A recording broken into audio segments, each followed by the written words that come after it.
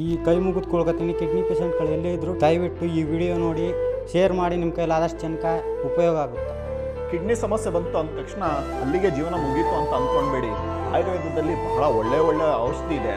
ದಯವಿಟ್ಟು road side ಫುಡ್ನ ತಿನ್ನಬೇಡಿ.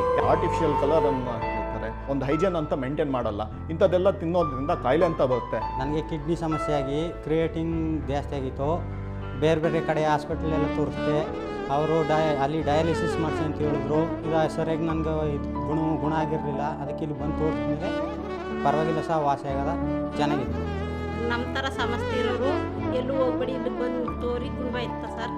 ನಮಸ್ಕಾರ, ನನ್ನ ಹೆಸರು ಅಮಿತ್ ರಾಯ್ಕರ್ ಅಂತ. ನಾನು ಅದ್ವೈತ ಆಯುರ್ವೇದ ಕ್ಲಿನಿಕ್ಕಿನ ವ್ಯವಸ್ಥಾಪಕ. ನಮ್ಮಲ್ಲಿ ಕಿಡ್ನಿ ಸಂಬಂಧಿತ ಕಾಯಿಲೆ ಮತ್ತು ಮಧುಮೇಹ ಸಂಬಂಧಿತ ಕಾಯಿಲೆಗಳಿಗೆ ನಾವು ಆಯುರ್ವೇದ ಪ್ರಕಾರವಾಗಿ ಔಷಧಿಯನ್ನು ಕೊಡ್ತೀವಿ. ಇವತ್ತಿನ ವಿಡಿಯೋದಲ್ಲಿ ನಾನು ಕಿಡ್ನಿ ಸಂಬಂಧಿತ ಕಾಯಿಲೆಗಳ ಬಗ್ಗೆ ವಿಸ್ತಾರವಾಗಿ ನಾವು ಚರ್ಚೆಯನ್ನು ಮಾಡೋಣ. ಈ ವಿಡಿಯೋನ ದಯವಿಟ್ಟು ಸಂಪೂರ್ಣವಾಗಿ ನೋಡಬೇಕು ಅಂತ ನನ್ನಲ್ಲಿ ವಿನಂತಿ. ಸರ್, ಕಿಡ್ನಿ ಸಮಸ್ಯೆ ಬರೋದಕ್ಕೆ ಕಾರಣ ಏನು ಸರ್? ನೋಡಿ, ಕಿಡ್ನಿ ಸಮಸ್ಯೆ ಅನ್ನೋದು ಎರಡು ವಿಧವಾಗಿ ಹೇಳ್ಬೋದು. ಒಂದು ಪಾಲಿಸಿಸ್ಟಿಕ್ ಕಿಡ್ನಿ ಡಿಸೀಸ್ ಮತ್ತು ಕ್ರಾನಿಕ್ ಕಿಡ್ನಿ ಡಿಸೀಸ್ ಅಥವಾ CKD ಅಂತ ಹೇಳ್ತೀವಿ. ಈ ಪಾಲಿಸಿಸ್ಟಿಕ್ ಕಿಡ್ನಿ ಡಿಸೀಸಸ್ ಏನಿದೆ, ಇದು ಜೆನೆಟಿಕಲಿ ಅಂದರೆ ತಂದೆ ತಾಯಿಗೆ ಈ ಸಮಸ್ಯೆ ಇದೆ ಅಂತಂದರೆ ಮಕ್ಕಳಿಗೂ ಬರೋವಂಥ ಸಾಧ್ಯತೆ ಇರುತ್ತೆ.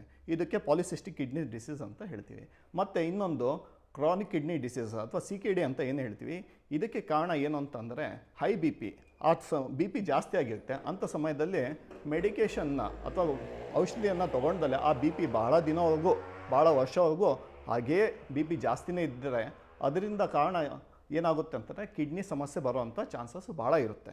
ಎರಡನೇದಾಗಿ ಮಧುಮೇಹ ಮತ್ತು ಮಧುಮೇಹದ ಔಷಧಿ, ಇದರಿಂದನೂ ಕೂಡ ಕಿಡ್ನಿ ಸಮಸ್ಯೆ ಬರುವಂಥ ಚಾನ್ಸಸ್ಸು ಭಾಳ ಜಾಸ್ತಿ ಇರುತ್ತೆ. ಮೂರನೇದು ಅತಿಯಾಗಿ ಆ್ಯಂಟಿಬಯೋಟಿಕ್ಸ್ ತೊಗೊಳ್ತಾ ಇರ್ತೀವಿ. ಇದೂ ಕೂಡ ಕಿಡ್ನಿಗೆ ಸಂಬಂಧಿತ ಕಾಯಿಲೆ ಬರುವಂಥ ಚಾನ್ಸಸ್ ಭಾಳ ಇರುತ್ತೆ. ಮತ್ತು ನಾಲ್ಕನೇದಾಗಿ ಪೇನ್ ಕಿಲ್ಲರ್, ಅವಶ್ಯಕತೆ ಇದನ್ನು ಅವಶ್ಯಕತೆ ಇಲ್ಲದೋ ಬಹಳ ದಿನದಿಂದ ಈ ಪೇನ್ ಕಿಲ್ಲರ್ಸ್ನ ನಾವು ತೊಗೊಳ್ತಾ ಬರ್ತೀವಲ್ಲ, ಇದರಿಂದ ಕೂಡ ಕಿಡ್ನಿ ಸಮಸ್ಯೆ ಬರೋವಂಥ ಸಾಧ್ಯತೆ ಭಾಳ ಇರುತ್ತೆ. ಇದಲ್ದಲೆ ಹಾವು ಕಚ್ಚಿದೆ, ಹಾವು ಕಚ್ಚಾದಮೇಲೆ ಅದಕ್ಕೆ ಮೆಡಿಕೇಷನ್ ಟ್ರೀಟ್ಮೆಂಟು ತೊಗೊಳ್ತೀರ, ಆದರೂ ಕೂಡ ಅವರಿಗೆ ಕಿಡ್ನಿ ಸಂಬಂಧಿತ ಕಾಯಿಲೆ ಬರುವಂಥ ಸಾಧ್ಯತೆ ಬಹಳ ಜಾಸ್ತಿ ಇದೆ. ನೋಡಿ, ಮೊದಲಿಗೆ ಕಿಡ್ನಿ ಸಮಸ್ಯೆ ಬಂದಿದೆ ಅಂತ ಹೇಗೆ ಗೊತ್ತಾಗುತ್ತೆ ಅಂತಂದರೆ, ಯೂರಿನ್ ಪಾಸ್ ಮಾಡ್ತೀವಲ್ಲ, ಯೂರಿನ್ ಪಾಸ್ ಮಾಡೋದ್ರಲ್ಲಿ ಫ್ರೋತ್ ಅಥವಾ ನೊರೆ ಥರ ಬರುತ್ತೆ. ಮತ್ತು ಇದಲ್ದಲೆ ಒಂಥರ ವಾಸನೆ ಬರುತ್ತೆ. ಹೇಗೆ ವಾಸನೆ ಬರುತ್ತೆ ಅಂತಂದರೆ, ಅನ್ನ ಕುದಿಸಿದ ಮೇಲೆ, ಅನ್ನ ಬೇಯಿಸಿದ ಮೇಲೆ ಹೇಗೆ ವಾಸನೆ ಬರುತ್ತಲ್ವ, ಆ ಥರ ಒಂದು ವಾಸನೆ ಬರುತ್ತೆ.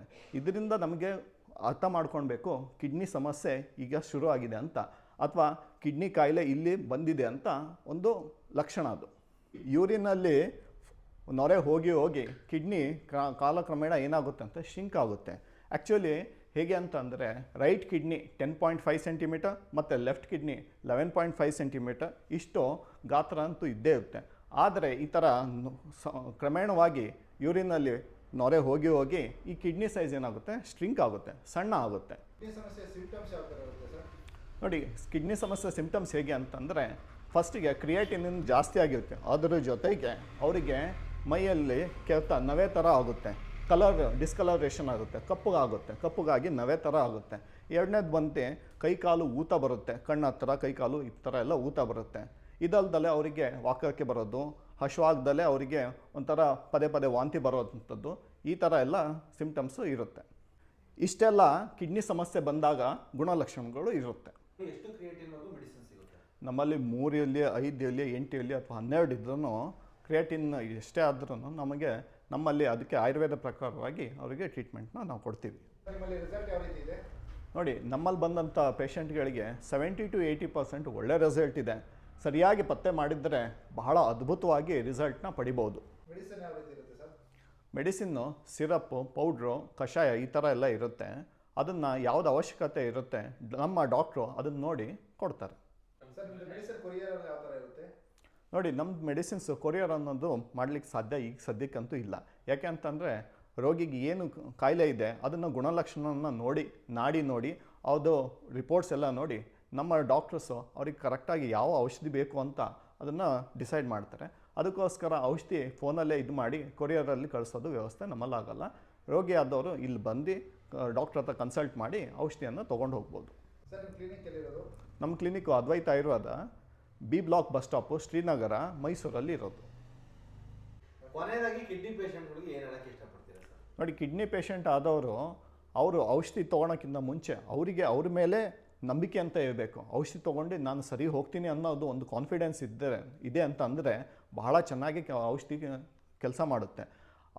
ಆ ಸಮಯದಲ್ಲಿ ಅವರು ಔಷಧಿ ಸರಿಯಾಗಿ ತೊಗೊಂಡು ಪತ್ತೆ ಎಲ್ಲ ಸರಿಯಾಗಿ ಮಾಡಿದರೆ ಬಹಳ ಒಳ್ಳೆ ರಿಸಲ್ಟ್ನ ಅವರು ಎಕ್ಸ್ಪೆಕ್ಟ್ ಮಾಡ್ಬೋದು. ಔಷಧಿಯನ್ನು ಮತ್ತು ಔಷಧಿ ಕೊಡೋ ವೈದ್ಯನನ್ನು ನೀವು ನಂಬಿ ತೊಗೊಂಡ್ರೆ ಭಾಳ ಒಳ್ಳೆ ರಿಸಲ್ಟ್ ಇದೆ. ಸರ್ ಡಯಾಲಿಸಿಸ್ ಮಾಡೋರ್ಗು ಟ್ರೀಟ್ಮೆಂಟ್ ಕೊಡ್ತೀರಾ, ರಿಸಲ್ಟ್ ಯಾವ ರೀತಿ ಇರುತ್ತೆ ಅವರಿಗೆ? ಖಂಡಿತವಾಗಿಯೂ ಡಯಾಲಿಸಿಸ್ ಮಾಡೋದಂಥ ವ್ಯಕ್ತಿಗೂ ಅವರಿಗೂ ನಾವು ಆಯುರ್ವೇದದ ಪ್ರಕಾರವಾಗಿ ನಮ್ಮ ಡಾಕ್ಟ್ರು ಒಳ್ಳೆ ಟ್ರೀಟ್ಮೆಂಟ್ನ ಕೊಡ್ತೀವಿ. ಅದಲ್ಲದೆ ಟ್ರೀಟ್ಮೆಂಟ್ ರಿಸಲ್ಟ್ ಬಂದು ಕೇಳೋದಾದರೆ ಹೇಗೆ ಅಂತಂದರೆ, ವ್ಯಕ್ತಿಯ ದೇಹ ಬಾಡಿ ಟು ಬಾಡಿ ಪ್ರತಿಯೊಬ್ಬರ ದೇಹ ಬೇರೆ ಬೇರೆ ಥರ ಇರುತ್ತೆ. ಒಂದೇ ಥರ ಬಾಡಿ ಒಬ್ಬರಿದ್ದಾಗೆ ಇನ್ನೊಬ್ರದ್ದು ಇರೋಲ್ಲ. ಹಾಗೆ ಒಂದು ಕಾಯಿಲೆ ಬಂದಿದೆ ಅಂದ ತಕ್ಷಣ ಒಬ್ಬ ವ್ಯಕ್ತಿಗೆ 2 ದಿನ ಔಷಧಿ ತೊಗೊಂಡು ಸರಿಯಾಗ್ಬೋದು. ಹಾಗೆ ಒಬ್ಬರ ವ್ಯಕ್ತಿಗೆ ಅದೇ ಥರ ಬೇರೆ ಬೇರೆ ವ್ಯಕ್ತಿಗೆ ಅದೇ ಔಷಧಿ ತೊಗೊಂಡ್ರು 2 ದಿನದಲ್ಲೂ ಹುಷಾರಾಗ್ತಾರೆ, 3 ದಿನದಲ್ಲೂ ಹುಷಾರಾಗ್ತಾರೆ. ಕೆಲವಿಗೆ ಔಷಧಿ ಬದಲಾವಣೆಯೂ ಕೂಡ ಮಾಡಬೇಕಾಗುತ್ತೆ. ಇದು ನಮಗೆ ಗೊತ್ತಿರೋವಂಥದ್ದು ಸಂಗತಿ. ಇದೇ ಥರ ನಾವು ಕೊಡೋವಂಥ ಔಷಧಿ ಅಥವಾ ನಮ್ಮಲ್ಲಿ ಡಾಕ್ಟ್ರು ಏನು ಔಷಧಿ ಕೊಡ್ತಾರೆ ಅದಕ್ಕೂ ಕೂಡ ಪ್ರತಿಕ್ರಿಯೆ ವ್ಯಕ್ತಿಯಿಂದ ವ್ಯಕ್ತಿಗೆ ಅವರ ರೆಸ್ಪಾನ್ಸ್ ಹೇಗಿರುತ್ತೆ, ಅವ್ರ ದೇಹ ಹೇಗೆ ಆ ಔಷಧಿಗೆ ಹೇಗೆ ರೆಸ್ಪಾನ್ಸ್ ಮಾಡುತ್ತೆ ಅದರ ಮೇಲೆ ಸಂಪೂರ್ಣವಾಗಿ ಡಿಪೆಂಡ್ ಆಗುತ್ತೆ. ಸೊ ಈ ವಿಷಯಕ್ಕೆ ಉತ್ತರ ಇಷ್ಟೇ. ದೇಹದ ಸ್ಥಿತಿ ಅಂದರೆ ಬಾಡಿ ಮೇಲೆ ಅವರ ದೇಹ ಹೇಗೆ ರೆಸ್ಪಾನ್ಸ್ ಮಾಡುತ್ತೆ ಅದರ ಮೇಲೆ ಸಂಪೂರ್ಣವಾಗಿ ಅವಲಂಬಿತ ಆಗಿರುತ್ತೆ.